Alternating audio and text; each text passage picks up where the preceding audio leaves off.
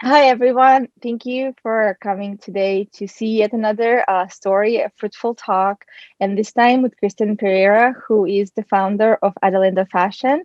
And I have had the privilege to be on some of her fashion shows that are fully sustainable. She just works with designers that really care about the environment and about the products that they use.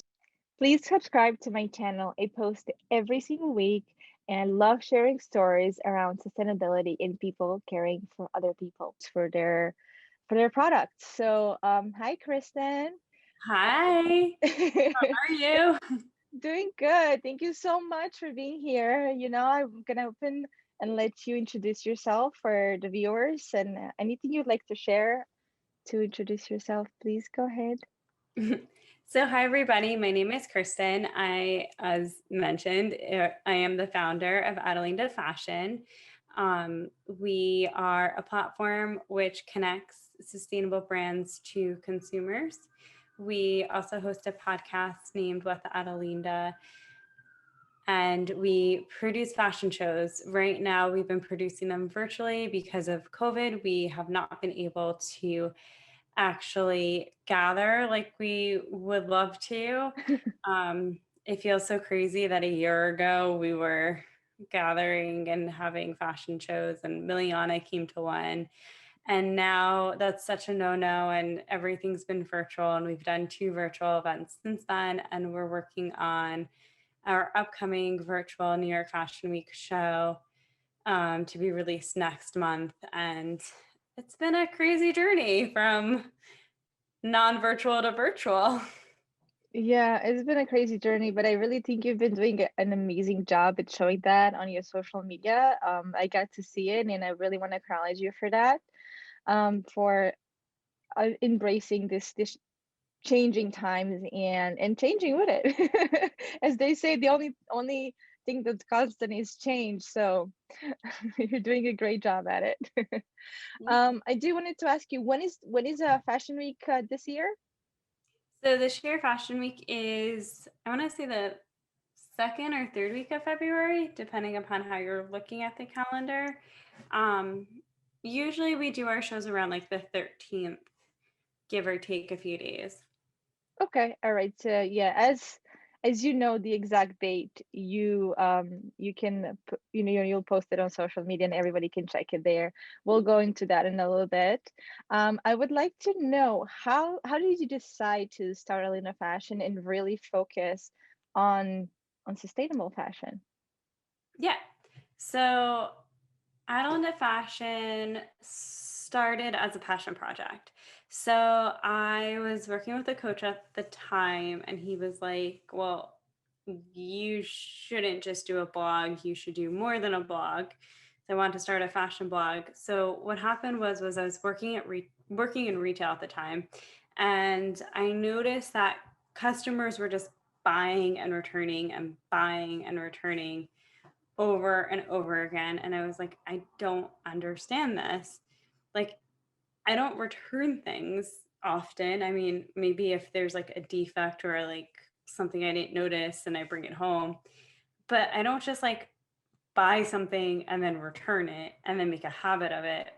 It's just a bizarre Mm. concept to me. And I started realizing that people just like shop unnecessarily. And I know that sounds obvious, but when you're seeing it like firsthand and then you see like the attitude of consumers or customers rather when they're shopping, like, oh, I have to have it, it's kind of toxic. And I was working in a pretty popular chain store, for lack of a better word. And that store was very oversaturated with product. So we had a huge selling space that had a bunch of product, and we had a stock room. And for those of you who worked in retail, you know, when you see a full stock room, that's a bad sign, especially when it's like chaotic. That's like a sign of poor management. And I started working there, and it already had those signs, but that was the first underperforming store I'd worked in. So I didn't know the signs. Hmm. Um, but yeah, it was just like, it was crazy. And it was just crazy to think like, oh my God, like calm down, it's $5. Like, it's not that special. Like, it's special, but it's not that special. And like, just that whole psyche of like having to get more and having to get more. And then myself too, like realizing that I was spending so much money on clothes and then not wearing them because I was thinking, oh, well, this is only $5, or oh, this is only like $20, and it's originally $100. And like, no, you're still spending money on it. So you're still going negative, even though you think you're saving. It's like this consumer trick, or Yeah. like you start to feel like you got like somebody played a joke on you. I don't know. That's just how I felt. Yeah. I absolutely agree with that. First of all, I also don't return things just like that. Like I have to have a good reason to return it. Otherwise, I've bought it, right? And Yeah. then the other part around consumer behavior in people spending, yes, that is the biggest thing. It's like, oh, it's just $5 or $10. It's not a lot. But then when you look at how much you have bought, first of all, in material, right? Like clothes wise, the way I think about it is like, where is this gonna go? And then the other thought is like, okay, well, it's still $10, and even if you spend once a week, like think about it, that's $40 a month. And then if you times it by a year, it's just keeps adding up, and you can do something more valuable with that money than just have a 5 minutes reward for buying something, because it's really a reward and it really fulfills a void or something that we're trying to fulfill in our lives, especially like living in this society of like go go go go go go go. And yeah, okay, so that gives a little bit of an idea of how everything started. What were you doing beforehand? So you were working retail, right? That's kind of what I would say, right? You worked in retail. Were you doing anything else? How did you end up working with this coach? Just like a little bit of a background around that. Oh my God, that's a lot of questions. Rolled into one. Yeah, it rolls into. I want to give you a thought process so you can think and give us a little bit of a deeper idea of like where everything started. Yeah. So I've pretty much always worked in retail. Um, I mean, I have over 10 years of retail experience, and I'm not even 30 yet. Getting there pretty soon. But yeah, I like at 20, I became a supervisor at Victoria's Secret. I loved working at Victoria's Secret at that time, and Pink did really well at that time. And we were always performing really well, which was really cool. I actually I do actually really like working in retail, which is really weird because Miliana is like, I remember you complaining all the time that you hated your job. And I think now that I'm like a little bit older and I've worked in smaller stores, I've worked in bigger stores, I've worked in flagship stores, I realize there's so many different types of retail. That's true. Yeah. And I kind of like that like slower pace retail where you can actually stand there and talk to people versus that like faster pace retail where it's kind of unnecessary, where it's like, okay, next, okay, next, okay, next. And every manager that you would ever have, if they're somewhat decent manager, they're going to say, don't say next. But that's pretty much the hi, come on over. Let me check you out. Let me get you out the door because the person behind you doesn't want to wait. Right, right. Absolutely. So that's kind of that's where you've been, right? Like you said that you've been working retail. Now you feel like you love it and you have discovered more of what sides of that you like. And then on top of that, you have started your own way of influencing and how people relate to fashion. So how long have you been in business now for, would you say, with Adalinda Fashion in planning shows every year during Fashion Week? Yeah. So um, to answer that, because I know that people might be listening to this recording way after we've Yeah. recorded it. So I started producing fashion shows for fun in 2017. And then I incorporated in the end of 2018, like almost 2019.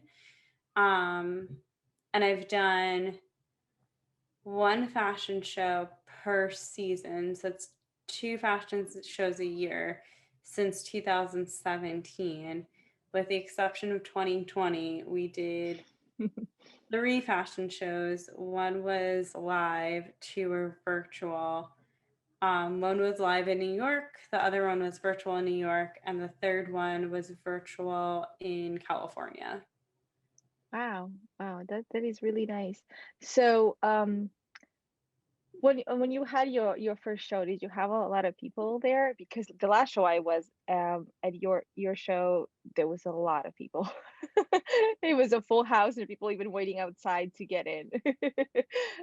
It's interesting. So the first show was a lot like the last in-person show that we had before we locked down for COVID. So I'm having like flashbacks. So before the show started, I thought that nobody was coming. I had failed. Nobody was going to pay attention to me.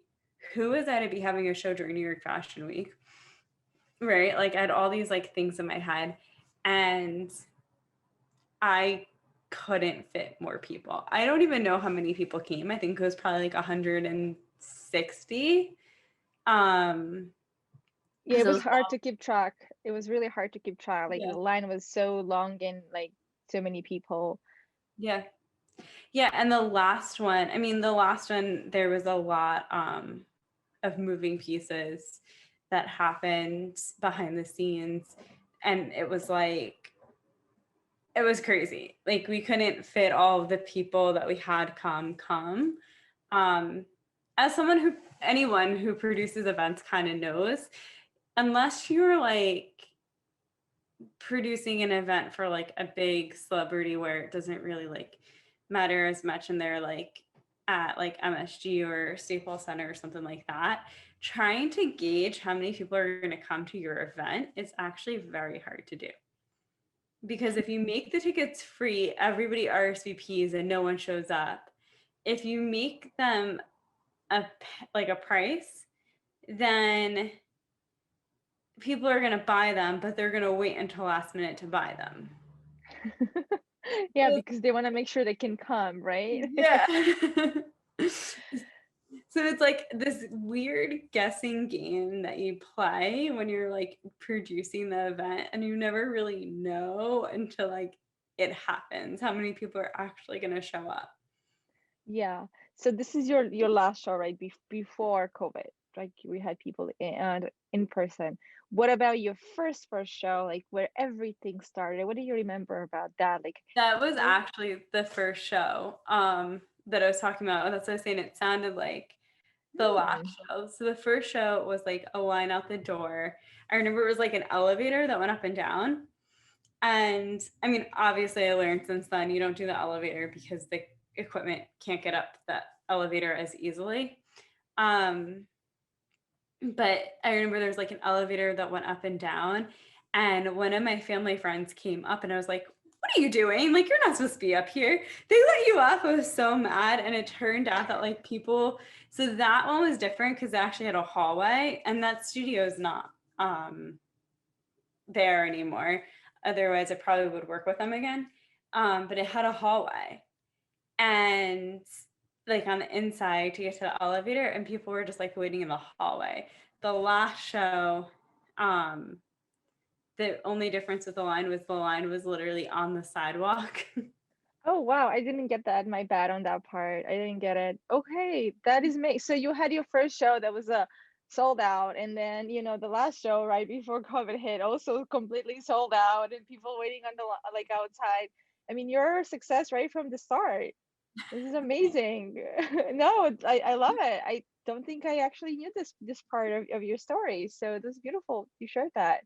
Um, okay, and then you say you work with a coach, right? Like that's how you kind of got started and encouraged. Was the coach anywhere in this area where they could mentor you, or was there like a coach in a different area that helps you to like put that foot forward? Like I really like to share the story with people, like where someone started, like what it took for them to get started and for them to keep going.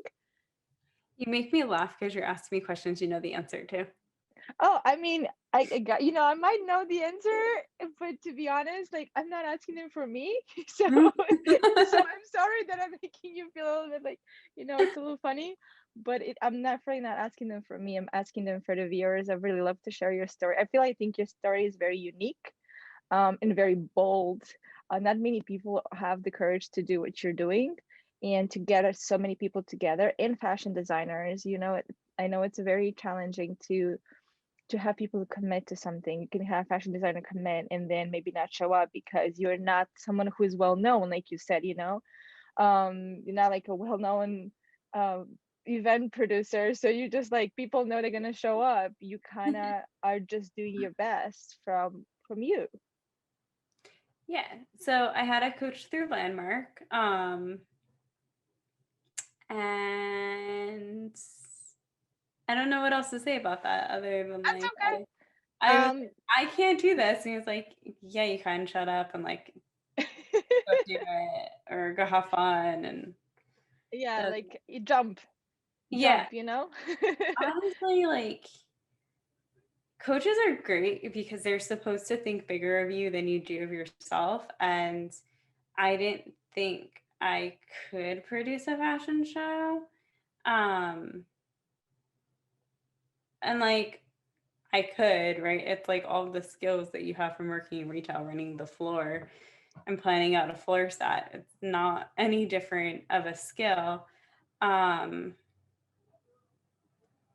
but yeah, it's like, I don't know, coaching's an interesting concept because it's like that person is so interested in you winning Hmm. and pushing you, but like also not listening to your BS. Because I had a lot of BS about it. Right. I think most of us do, right? Like most of us are not so free about just doing the things that we want. We need that push, we need that encouragement, we need to see for ourselves that we're capable because we can't see it right off the start. So yeah, I'm so glad to hear that you're working with a coach. I'm a very big believer in that too, and I continue to work with different coaches. Okay, so that is in the area where you got yourself started. Now in this area, do you have any mentors? Are you part of a community? Like what do you think has you be successful besides just having a coach? Do you have a support system around it outside? Like I get that you have support system outside of the industry, but what about within the industry itself? Yeah, that's a good question. And I'm kind of in that feeling that a lot of people probably relate to, where because it's COVID, you feel like I had a moment yesterday where it's like, I haven't like talked to any of my friends. Like, who do I see? Who do I hang out with? I don't really have that many friends. And then like 4 people called me out of the blue who haven't talked to you. I'm like, I have a lot of friends. Like, that was silly to say. But actually, yeah, a lot of people called me like that I haven't talked in like 3 months.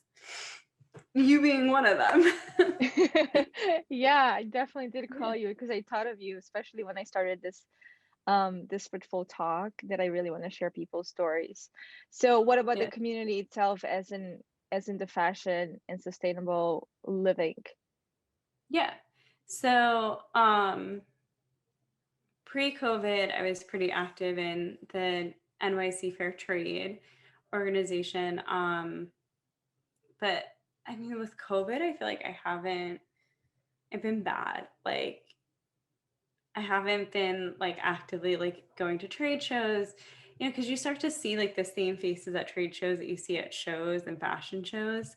So there's like different sustainable fashion events that might happen, or like you might go to like Tex World and see somebody. Like I saw somebody at the NYC Fair Trade meeting, and then like a week later saw her at Tex World, and then I saw somebody else at like the LA Sustainable Fashion Forum 2 years ago. Though, so it's like you see people like within that community all over the place.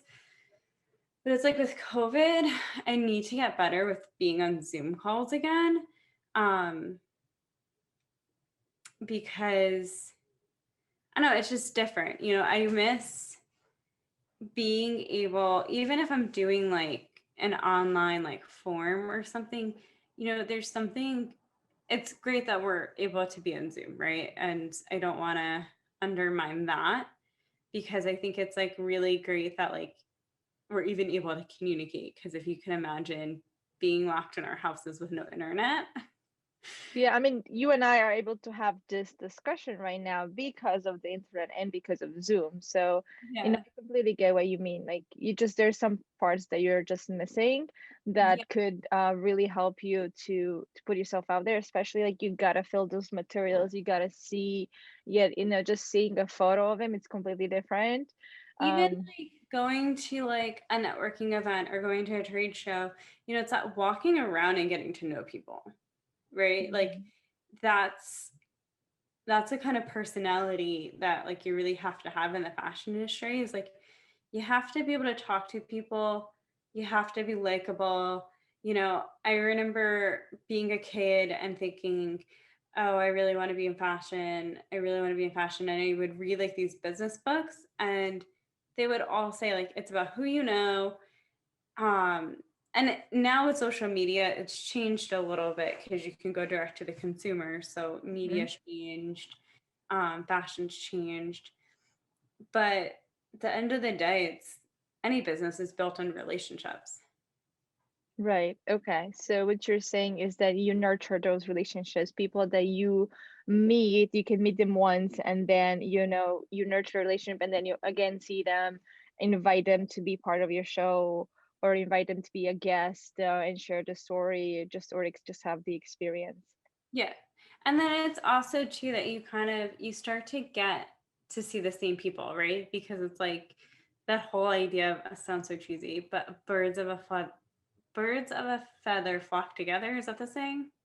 I don't know the saying, but it makes sense. I think that's correct. Yeah, 'cause, they're all the same birds. They're from the same family, if you could say that. Yeah, so you start seeing the same people, at the same kind of things. Okay.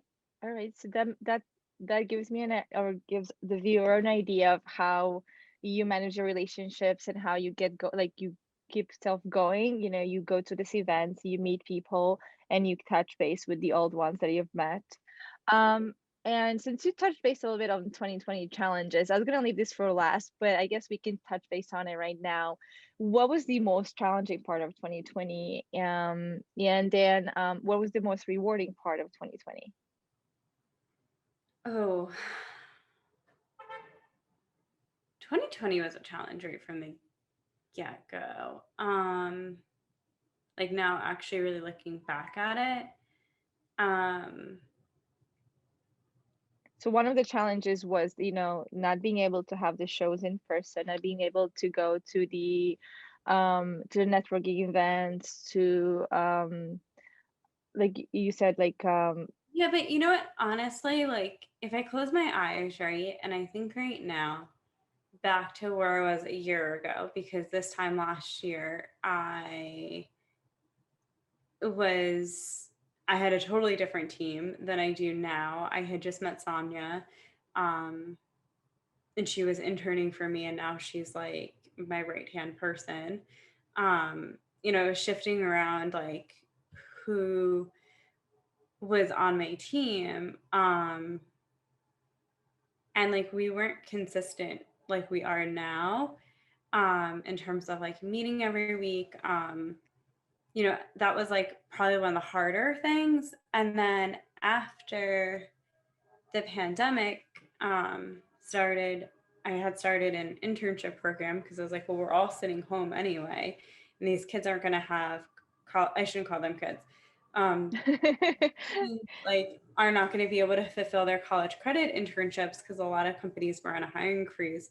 And I started an internship program, and I think that was really the most rewarding part because I love training and developing people, and I love like seeing growth, right? So I've actually had interns that were able to have a positive experience and then take that and go get another job, right after interning, and there was no gap um, in their time frame. But I honestly think like 2020 was challenging in terms of like emotional and personal stress, but then the virtual shows are honestly like a lot easier to produce than in person because you don't have to have everything done by a certain time. You don't have to organize a mob of people outside. Um, yeah, it's just, I think going into 2020, my whole, I'm The sound sorry. of New York City. Yeah. I'm sorry, guys. I live like right in the middle of, I say I live in the middle of the party in the East Village. Look at you. Aren't that fun, huh? Although these days it's pretty quiet outside. Yeah. Um, That the interrupted your train thought. Yeah. So on virtual shows, yeah, you're saying that there is some things that are just more fun about them and then also easier to produce, right? Because you don't have to have certain things by a certain time. People have more flexibility on when they can get things done, as long as, they're done by the time the show comes around yeah, to put it all together. Okay, okay. So, and then I loved what you shared about um, giving people opportunities to intern with you and learn, because I can literally see a lot of moving pieces, right? Like getting the designers, figuring out how you're gonna do it, like creating the show and having that design as well, and then having then to let people know that this is happening so that they can be part of it, and then like there's so much someone can learn by working with you. So really want to acknowledge you for like going beyond, it's not just about sharing the fashion, it's also about like i how can I help people at this challenging times with my business, for them to be able to like the students, for them to be able to get a job afterwards, and there's no gap in their resume, so like nobody can question it. Though I'm sure 2020 would have been like, oh, it was 2020. I think everyone would get it. Still, that was beautiful for you to create that for them, because now they're gonna stand out and they're like, oh, you got an internship during 2020. That is so, that's something that no one can like say, wow, that wasn't great. Yeah, okay. And so like would you say that was the most rewarding part about it, like being able to give the opportunity to the students? yeah. I think that was the most rewarding part is like, looking at, and that's what I was gonna say before the sirens went. But looking at 2020, it was like, oh, like starting 2020, this is the year. I'm gonna make this business successful. I'm gonna scale it. I'm gonna produce all this stuff. I had this whole like idea, and I ended up spending a few months kind of like back and forth, like, okay, are we gonna do a fashion show or are we not gonna do a fashion show? And then like all the protests happening over the summer, Yeah. um, had to completely redo our social media and everything. And it kept like 2020 was just like pivot, pivot, pivot. We started a podcast, never was going to start a podcast. And like being flexible. But I think like the thing that I didn't realize that I was going to get out of 2020 that I'm seeing now that it's 2021, even though my astrologer told me that we're going to be in 2020 energy until February, which makes sense because the astrological New Year's in March on the spring equinox, but that's another conversation. Um, I think like looking back at it now, I could say that 2020 shaped me to be the business owner that I need to be going into the future. And now 2021 is like, okay, like, towards the end of the year, we'll have a new vaccine. And I'm starting to look at like funding and how do I really bring people on so that I have a fully functioning company. Um, because it has to be sustainable, right? Like if it is a sustainable platform, it has to be sustainable where I can pay myself and I can pay people and I can have benefits and everything. Right. Um, which is what I had planned for this year, but it just it's weird times. Okay, I hear you. I'm just gonna continue on with the next question. For your first show, how long did it take for you to plan that first show and actually make it reality? I know I'm taking a step back, but I just thought about it. I feel like there's a little gap in there in our conversation. Show. Because you probably had the idea, I'm gonna do the shows. My coach is encouraging me. How long did it take you to take that action and actually make it happen? Was Well, it I argued with my coach for 6 months, and I actually didn't finish the show with the original coach that said it. Um, I had already like went to a different coach at that point because I Mhm. change coaches every 3 to 6 months. Although currently I don't have a coach. Um, so I want to say I argued for about 6 months. So it took a year of like from like the initial start because then I argued and then I started planning it. I think I had my first designer sign up in like December or Okay. November. I started planning it in November. Okay. Uh, So it took you a while to get yourself into this place where I'm doing it. Like there's no more tomorrow. It's now. And then, you took those steps of planning and then get your first designer. And the show, I'm assuming, was in February. So it was a spring fashion show for 2017. yeah. Okay. Okay. Cool. All right. That gives a little bit more of idea of, because I feel like there's this idea of people things happen overnight, people get to success overnight, and that's not true.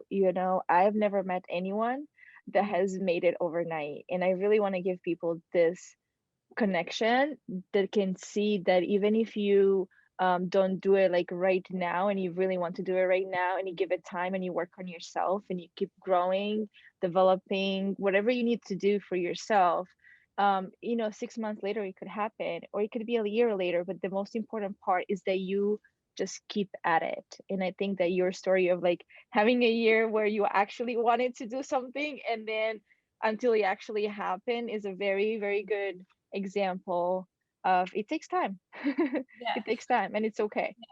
And I think to add to that too, I wish I could remember the text, but I remember like at one point I was in Portugal and I had this like aha moment, and it was like, oh, duh, I've always known this, but like, aha, I get it differently.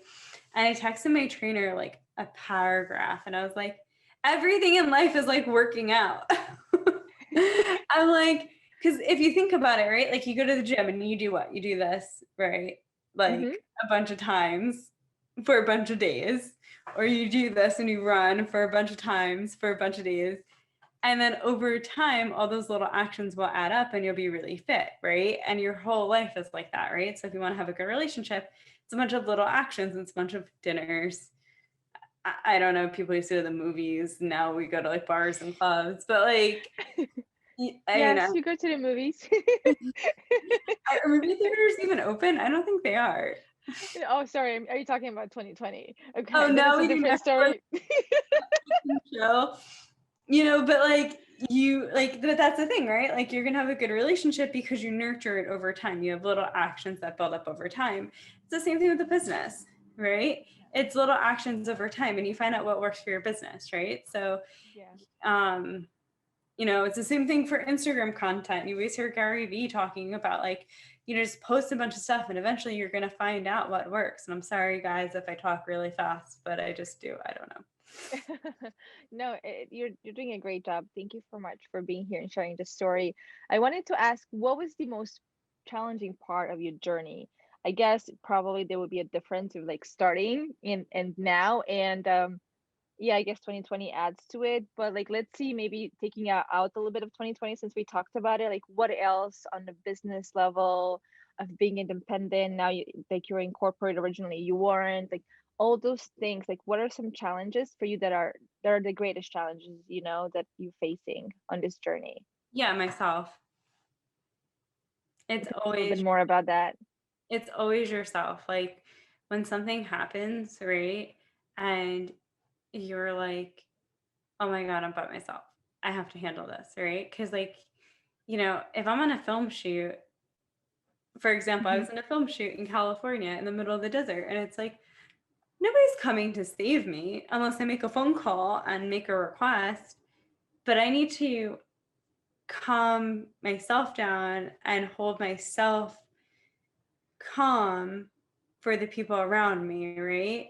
Um, and that's in everything. Like, you know, and if you're the leader or something, you have to always deal with yourself first. So it's Right. always dealing with yourself. And that's always the hardest part. Like I made the joke before that I argued with my coach that I couldn't do it. Um, but that's really it, right? Because it's like even pivoting, you have to. I had a first starting the podcast, one of my interns was like, we should do a podcast. And I was like, yeah, but do I really want to put myself out there and be on a podcast? Even now, I'm so, and everybody tells me not to do this as a business owner, but I'm going to do it anyway. I hate Donald Trump. But, and I'm like on TikTok and I'm like going back at people.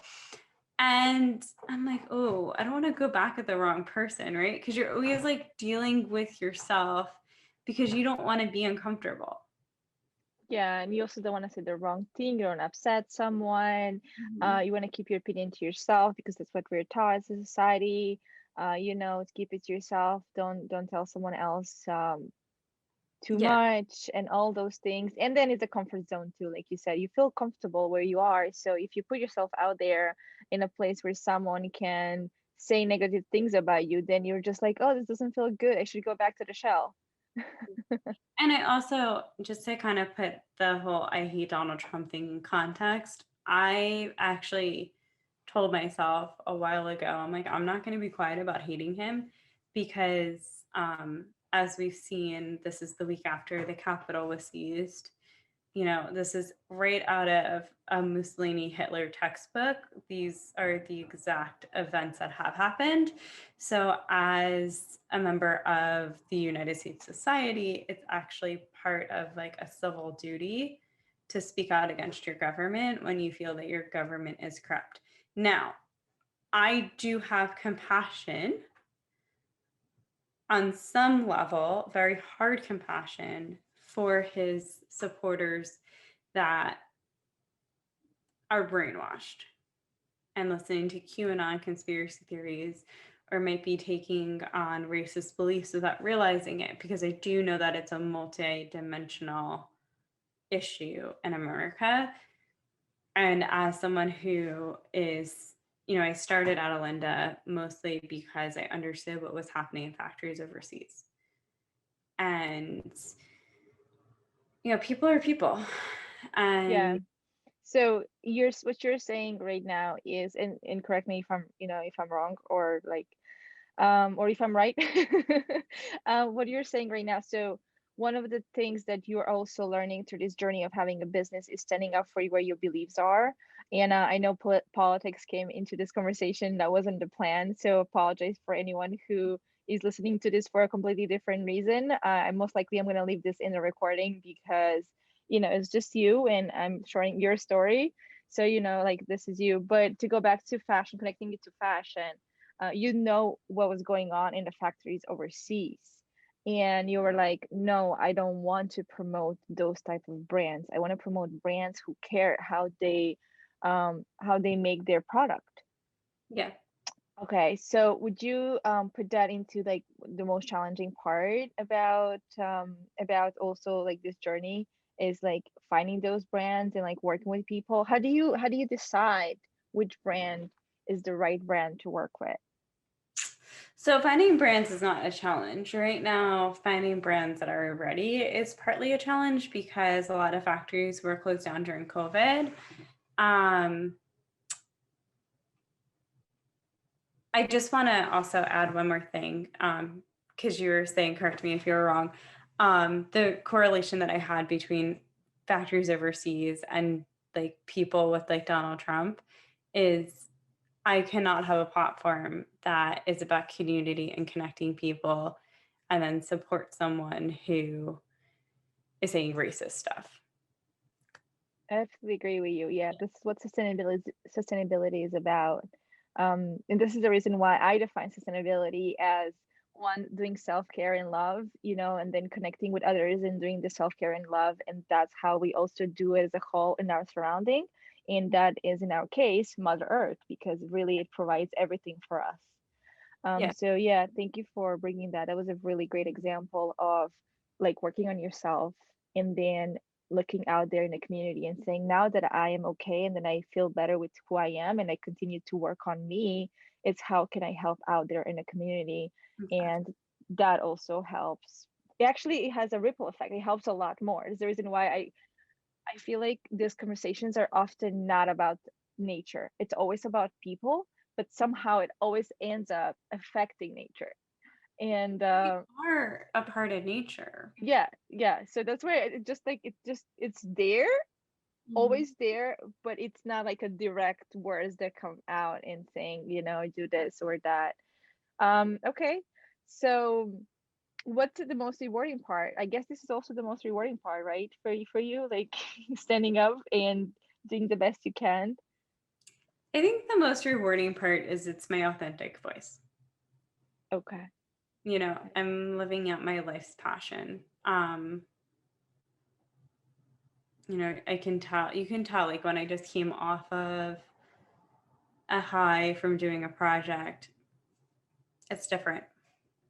The same thing as me and this interviews. You know how you and I have been back and forth doing our best to schedule this. It's been a challenge, but like it didn't matter if I had a few hours of sleep. I'm like, I want to do this. Like, really means something to me, and I really want to share the story.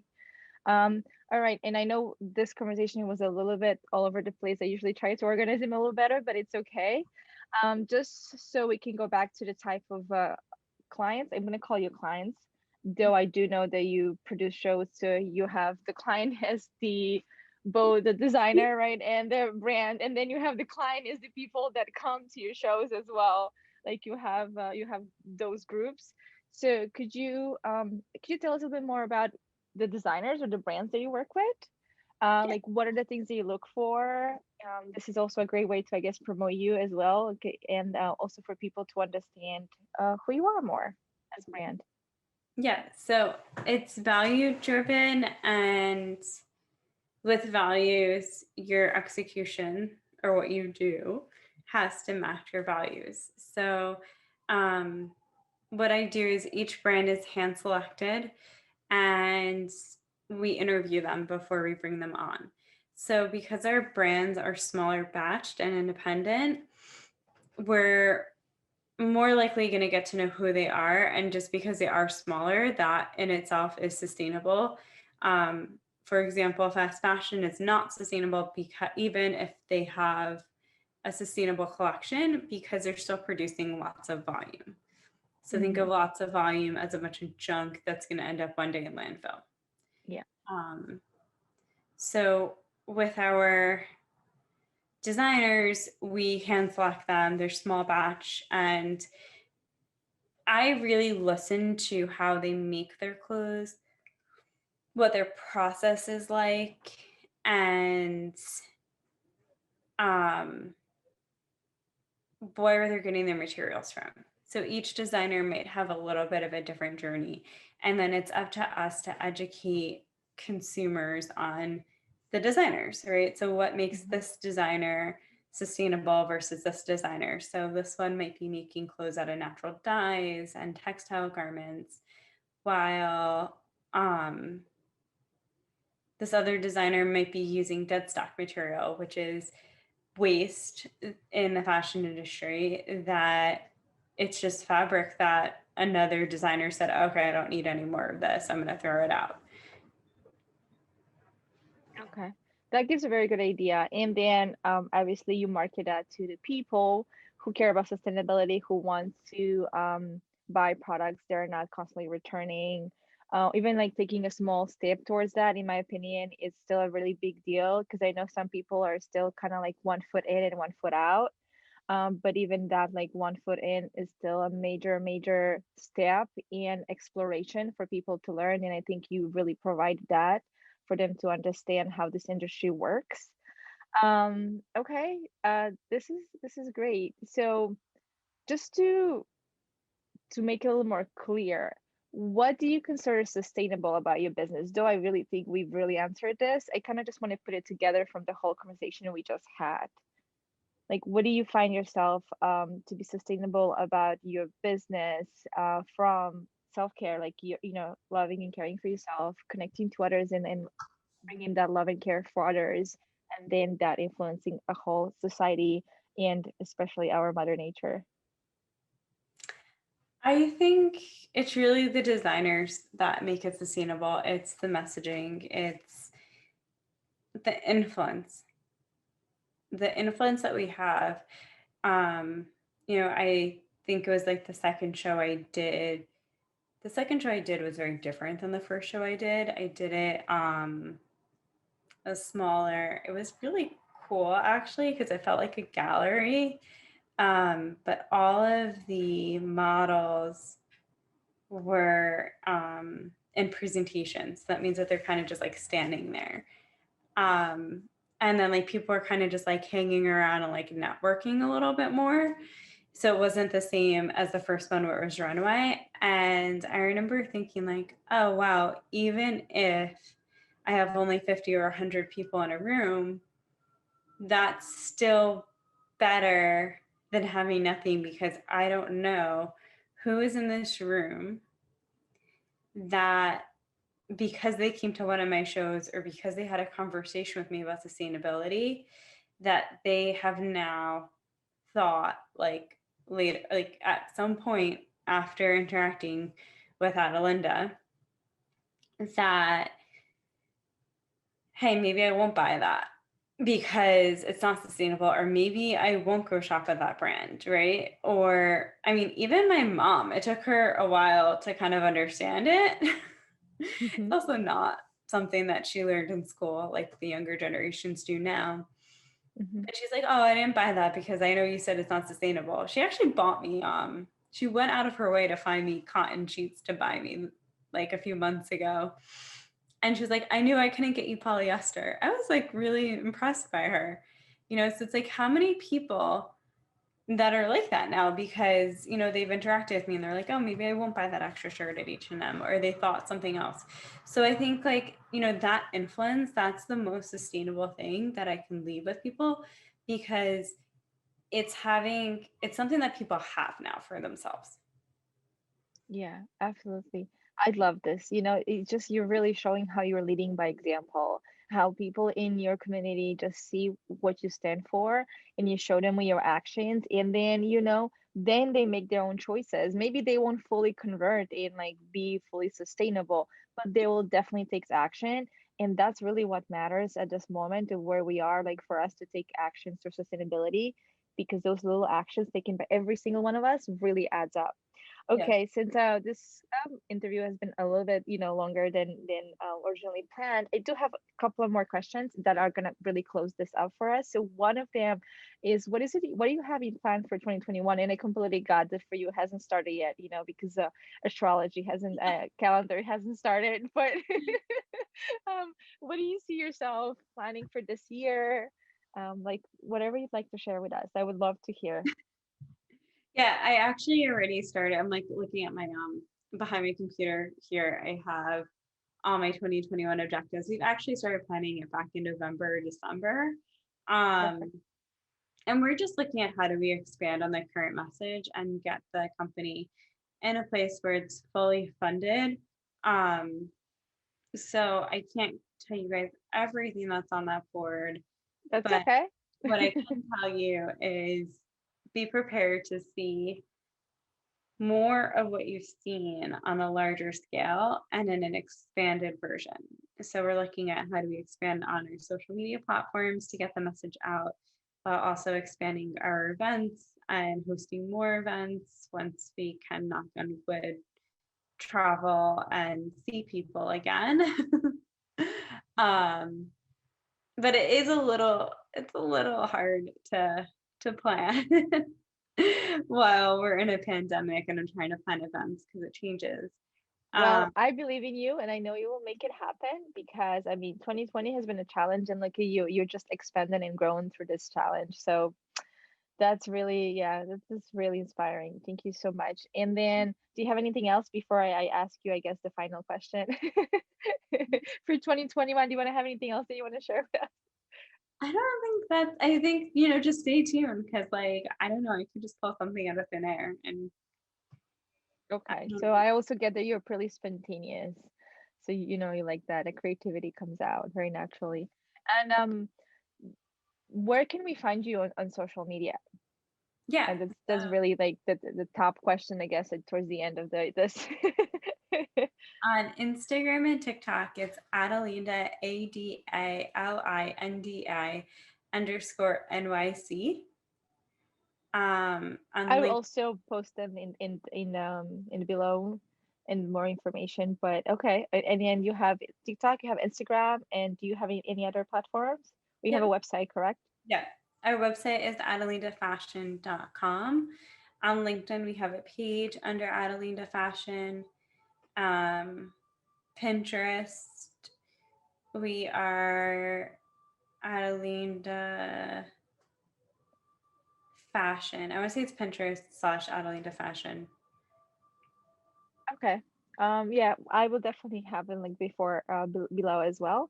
And anything else that you'd like to add that maybe we didn't touch base on that you'd like to expand on for a moment before we close? I just want to thank you for having me on. I appreciate you taking the time. I know you're really committed to making this happen, and I wish you the best of luck with this YouTube and podcast with with where you're going with these. And Yeah, I'm not sure yet where it's going. I do know that I'm yeah, encouraged by you to have a podcast, and I have thought about it. So we'll see. Maybe it will turn into a podcast. Who knows, right? Yeah, well, thank you so much, Christine, for actually believing in me because you're literally one of the first few people that I am interviewing and making part of this journey of mine. And I really love sharing your story. I'm probably going to reach out to you about some fashion designers that I would love to share their story as well, as I've shared to you previously, but now I'm going to share it for everyone else. And thank you so much for joining me today for another fruitful talk with another person who truly cares about sustainability. I hope to see you here next week. Don't forget to subscribe. And you can also follow me on other social media, Instagram and Facebook. Have a beautiful, beautiful day.